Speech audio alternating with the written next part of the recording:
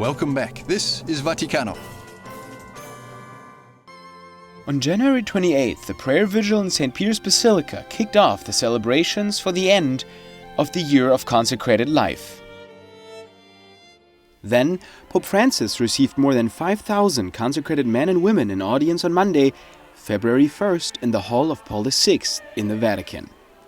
During his speech, that was completely off the cuff, he recalled 3 pillars of consecrated life, which are modeled according to the vows: poverty, chastity, and obedience. He denounced the terrorism of slander and encouraged prayer for vocations. Pope Francis officially closed the Year of Consecrated Life with a Mass on Tuesday, 2nd of February, the World Day of Consecrated Life. Meanwhile, for the same occasion, the Knights of Malta gathered in Rome in their Grand Priory on the Aventine hill.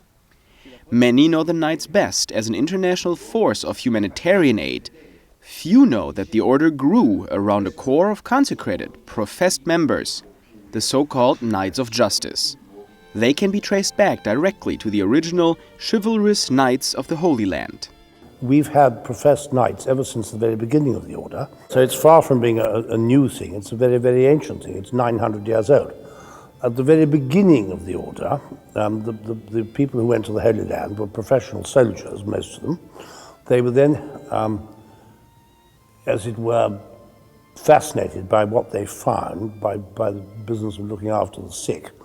And so they became those who were not married, and that was probably most of them, made their professions as monks. And of course were already knights. So there was this sort of dual nature of the order. And the people you see today are the direct lineal descendants of those people. And so we've always had professed knights. The professed members try to meet every year to renew their profession of faith and their adherence to the charism so dear to them, fighting for the good of the Church as consecrated laymen, something that is not really a novelty in the Church. It just happens that it's something we've preserved and other people haven't.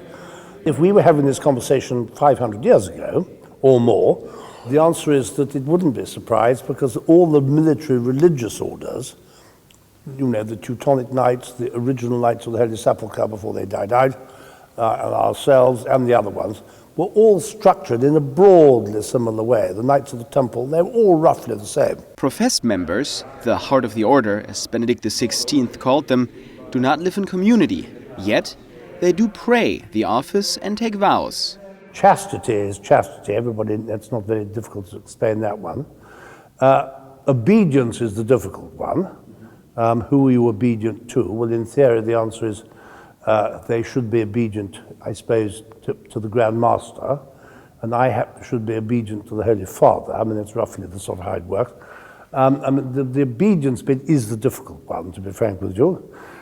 And poverty is a sensible thing. Poverty is poverty of spirit. And we don't, if I suddenly find one of our professed knights had an enormous yacht moored at Monaco, or was driving a Bentley, well, then I would start asking questions. It is a special vocation, but not an exclusive one. Every Catholic male of good standing may be called to this way of life.